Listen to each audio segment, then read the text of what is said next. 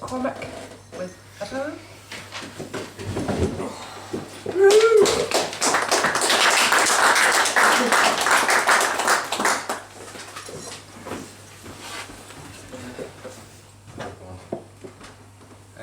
Any parents here?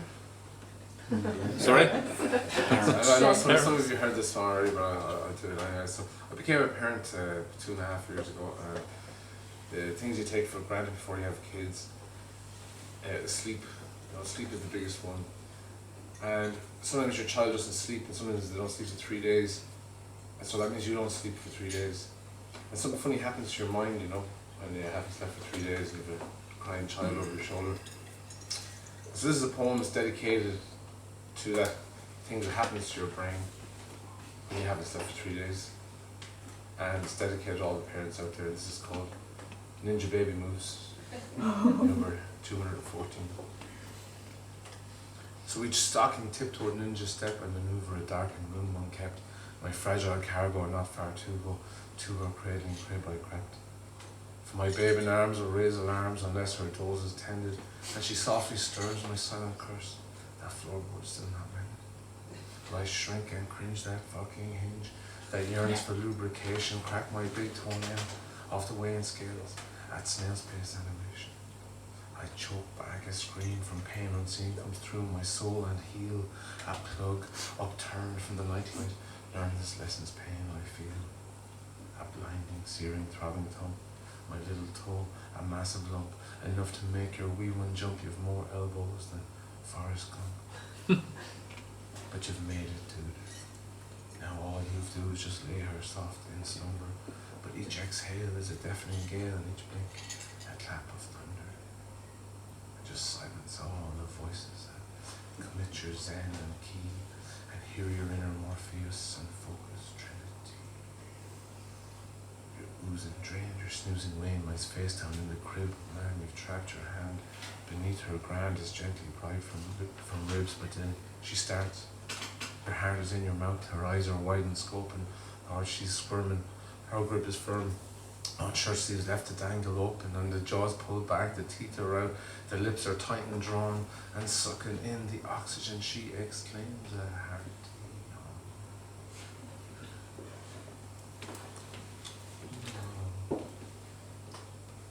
She smacks her lips, but Mammy's nips, not up for discussion. And resigned, although not dying, she now aligns her head with cushion. And it's victory.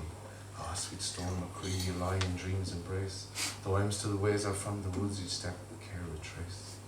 Avoid the hinge or floorboard sins, the plugs and tread with ease. For the weakest creak is a banshee's shriek to threaten cautious peace.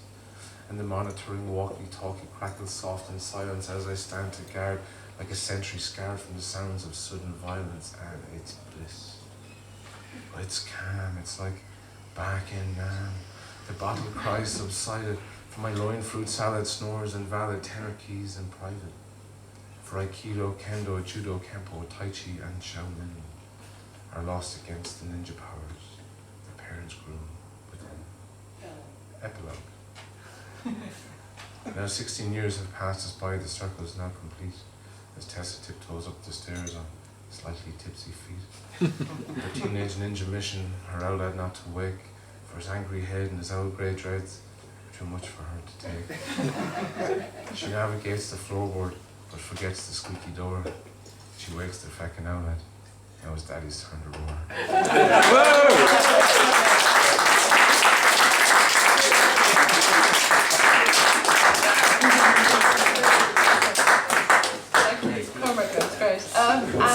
Okay, so we've reached the end of the evening, and our last mic performer is going to be David Jordan with the song. Dave Jordan.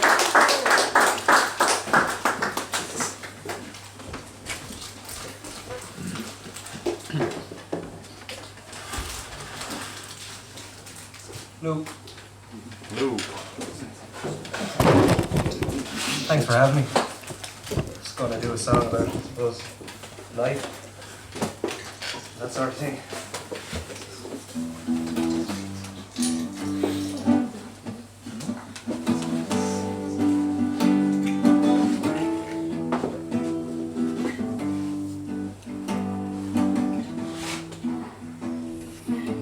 Careful what you wish for may come around. Starting as a whisper, coming from the ground. Louder and louder, echoes through the crowd. Staring at their hands, wondering why they can't move. Rooted to the spot in Pompeii's dust. You can't lift your feet up from the crust. You're trying too hard and you're breaking apart. You back up the yard, but get back up your own end. You've come too far. We don't know how we got here, who we even are. And all the while, the architect licks his lips and gives another smile. Easy, too easy, we walk by the side. Careful not to wet our feet in the rushing tide. And all the while, we're losing everything, save for the grace of the wandering child. Save for the grace of the wandering child.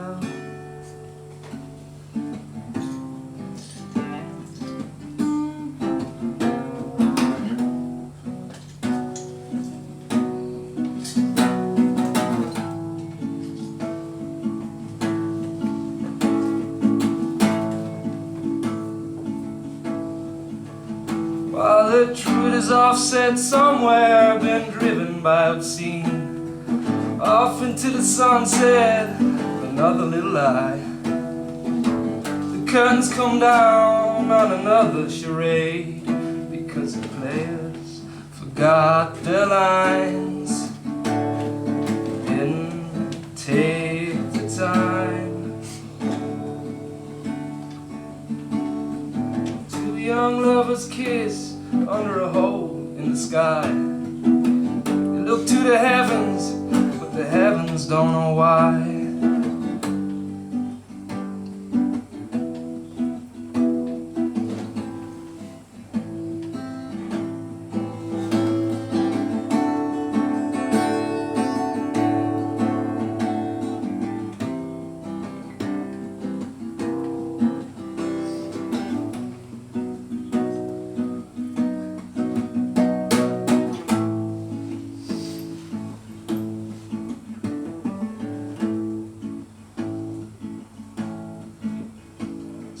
Careful what you wish for may come around.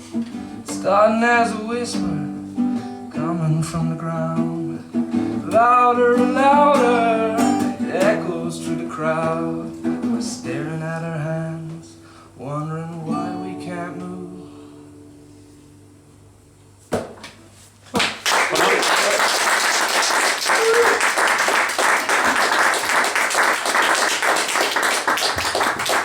David, now I have to say I have to apologise because I actually forgot the interview. So, does anyone mind if we're supposed to have a stand-up interview with Danielle, our guest speaker, our guest reader, and Moze. Can we do that? Yes. Do you mind? Yeah, At this stage? Danielle doesn't mind. Is that all right? There actually has been a request for a very small flash. If you're up for another little teeny weeny one, just to finish us off, would you do that? I can. At the end of the interview? Yeah. Okay, perfect. Perfect.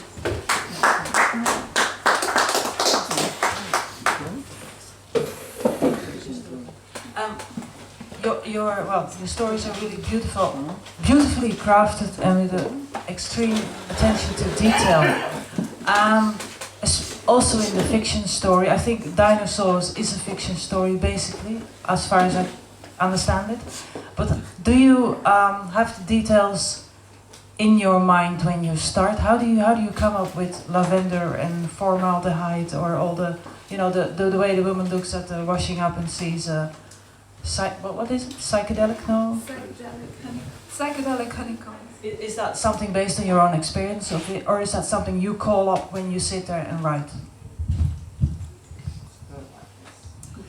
Okay, I suppose I like working with lots of small detail, and I think maybe that's why some of my stories turn out to be very long, short stories, because I like the space to work in tiny details. So I'm drawn to that, I think.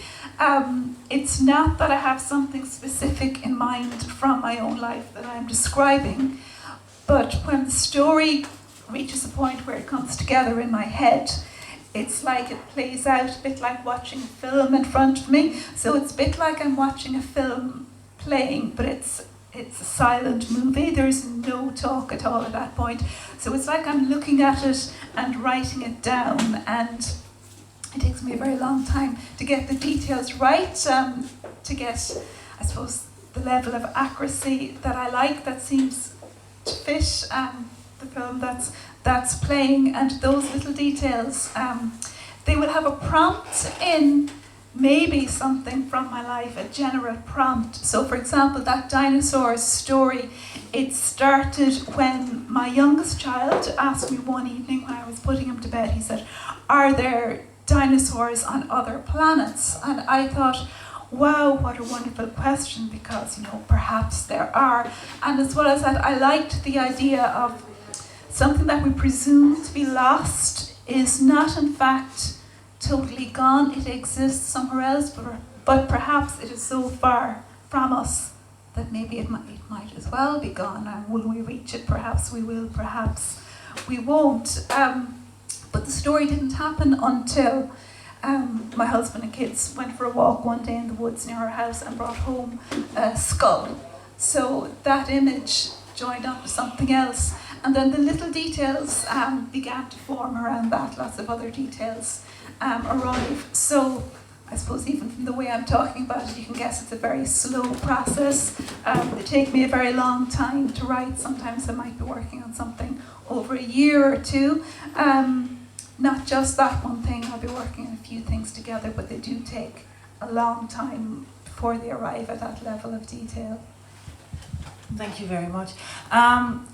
What fascinates me also is Afrik said you started 5 years ago, you started writing, and you were a lawyer, a solicitor, and you woke up one morning and thought, I'm going to be a writer, or you woke up with a story in your head? No, it was an unusual path to writing, actually.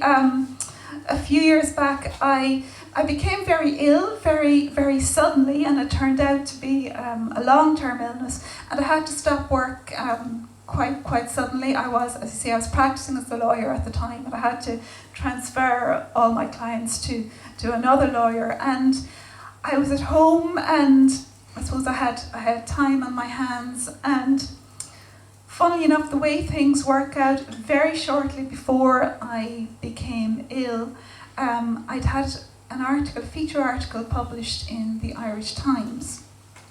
And I suppose that put the idea in my head that there was perhaps some reality to writing stuff and sending it out into the world and it appearing in print. And then I was at home and I was sick and not working, and I started writing. And I didn't have much success for a while, but I took workshops at the Munster Literature Centre in Cork, and that made a huge difference to me, and that got me on. What did you learn? Well, the first thing I learned was that so many things can be learned, and that was a huge revelation to me, because I used to think that if I sat down and tried to write something and it didn't work out, I just presumed that meant I couldn't write, and that writers magically just were people who sat down and produced things. And if you didn't do that, well then you were somehow lacking in this magic that you needed to write stories. And it was a light bulb moment really to discover that there were so many things that you can learn about dialogue and characterization and setting. Just that so much of it is about learning and craft and time, that it just takes a very long time and a very large number of drafts before a piece is right. And when I found that out, I didn't mind staying with a piece for weeks and weeks and months, or maybe more than a year. Once I knew that that was how it happened, I was happy then. And I'm someone that needs to do a very large number of drafts. And I know that now, and I just keep doing the very large number of drafts until they reach a point where they're publishable. Whereas before, if I had stopped at 4 or 5 or 6 or even 7 or 8 or 9 drafts, nothing of mine could go out in the world. That is very encouraging for all of us. Okay, I have 2 more questions. The dinosaur story, is it to you about a failed relationship, a relationship between two people who do not communicate yet live together day in, day out, as happens very often? Is that what you think is the core of the story? I think that's a story where I'm not sure myself. I actually know all the details of those characters' lives, and so I'm not entirely sure what happened in their life before we meet them in the story that brought their marriage to this point. I do think there is a communications issue there. I think, I suppose it interests me, it's something that crops up in my work. People who are that little bit separate, who live their lives as if they are on another planet to everybody else, who have a difficulty understanding other people and who have a difficulty in making themselves understood. So that's something that comes up in my work a bit. I think I'm still not entirely sure as to how Coleman and Kate arrived at that specific point, and I'm not entirely sure as to how it will play out for them in the future. When I write my stories, I don't feel myself that I need to know everything about the past or the future. The stories tend to come in quite intense, very intense detail about a particular period of my characters' lives, and I work with that specific time period. And I don't always, not always drawn, I suppose, to finding out too much of the before or after. Because that leads to my last question. You're writing a novel, or you've been contracted to write a novel. Have you any idea what it is about? Or can you say anything about it? Is it about people you've met before in your short stories? Are you revisiting them, or is it totally different?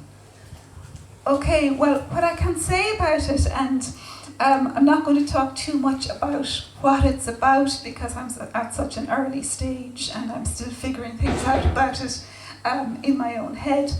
But it came about through a failed short story, or almost a series of failed stories, that I kept approaching this one story from lots of different angles and having lots of very different versions about it.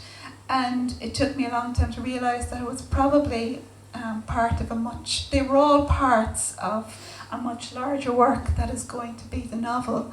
And I had a couple of characters who I thought were going to be my novel, but they were missing a lot of stuff in their story, so I took the characters and I put them into these other linked stories and I let them walk about in it for a while, and they kind of melded together and it worked out that way. So that's the process of where it came from. It came from attempts at some stories, so it's going to be a novel, although I think of it more as a very long short story because it has that feel to me, maybe from where it came from, so think of it as an extremely long short story.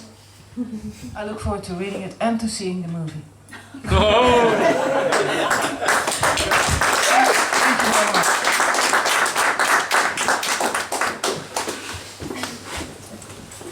That was very inspiring. Thank you very much, Danielle, and thank you, Moze.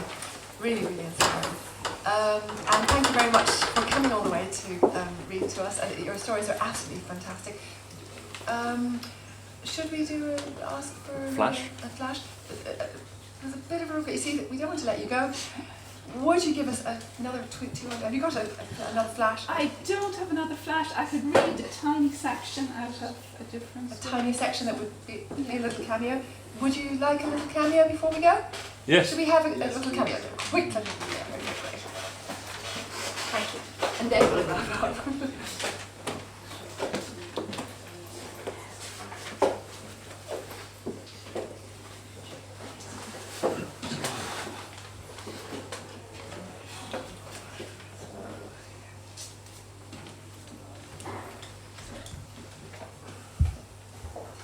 Okay, so I'm just going to read a couple of paragraphs out of one of my earliest stories, actually. This one is going back a few years.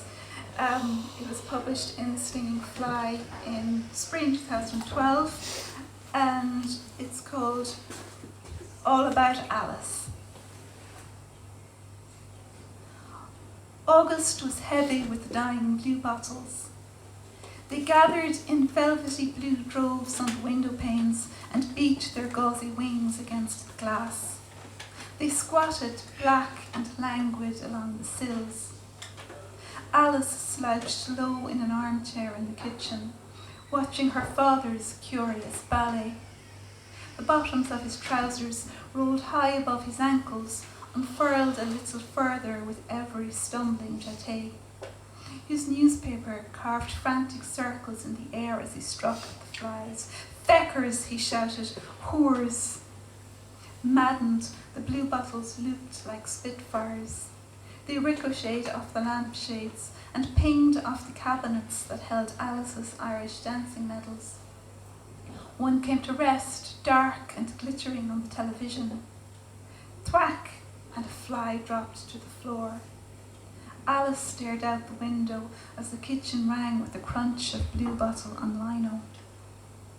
Outside in the yard, Sunday had stilled the galvanized roof of the bathroom extension, taking away the rattle of passing lorries, and leaving instead a dusting of early leaves that settled along the ridges. A stray plastic bag fluttered in the bushes inside the gate. Alice's father flopped into his chair, flushed and triumphant. He brushed a translucent wing from the front of the sports section and turned the page. "More tea, Daddy?" Alice made no attempt to reach for the teapot. Her father never had more tea. On the table beside him, his pills were lined up in dazzling technicolor. Alice glanced at the clock, 10:30. At 4:00, her father would catch a bus to West Cork to holiday for a week with his cousin Olive. His suitcase had been standing in the hall for the past 3 days. Alice, too, had been marking time, counting the days, giddy at the prospect of having the house to herself. She was 42. Going to leave that one.